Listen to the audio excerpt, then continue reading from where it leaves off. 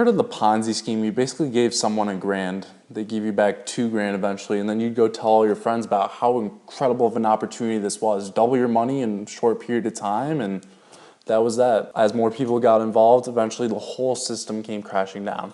But with the stock market, you can actually double your money over, 10 years or so without the whole system collapsing. It's actually sustainable. And that's only attained through compound interest, which I'm talking about in today's video.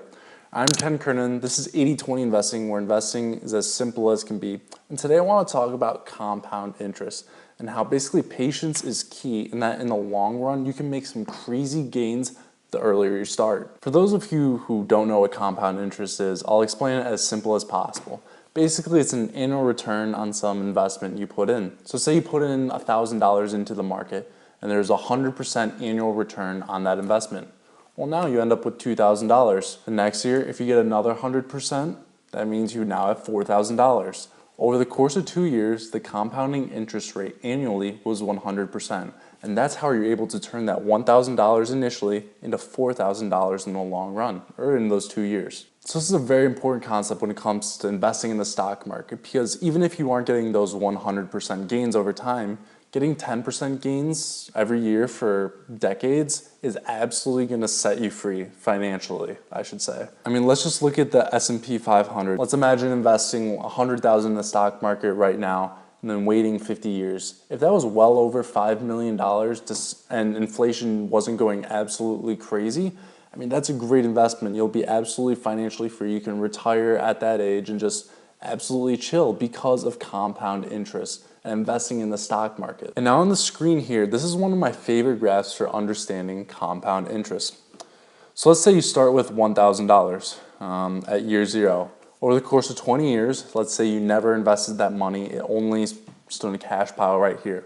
Well, of course, you would end up with $1,000. Now, if we thought of inflation real quick, well, that $1,000 would have a lot less purchasing power, because simply there's more US dollars out there and everything is more relatively expensive compared to a single dollar. That's what inflation is. It really sucks, or at least in that sense, it really sucks. And that's why you're supposed to invest your money rather than just keeping it right here next to you.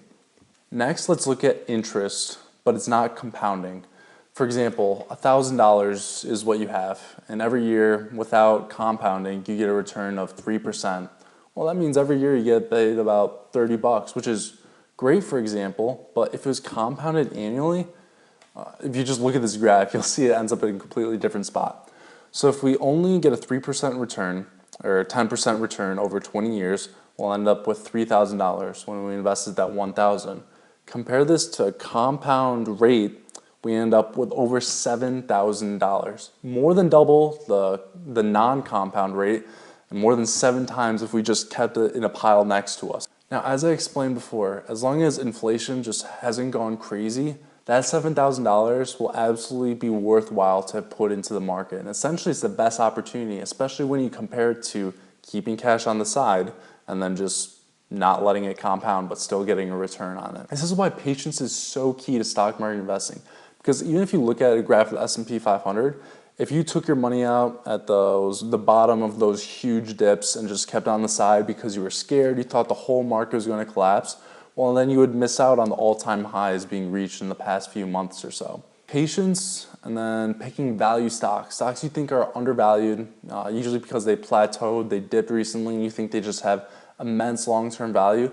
Focus on trading those stocks rather than necessarily speculative stocks, or you can also consider income stocks. But really finding undervalued stocks, holding them for long-term to very long-term periods of 6 months to 10 years or more is really key to being successful in the long term with stock market trading. So you can check out those income stocks, you can check out those value stocks, and ETFs that are supposed to not be as risky as a single stock, for an example, and are supposed to be much less volatile as well. Overall, this is a very simple video on the importance of compounding interest. If you have any questions or comments, please let me know.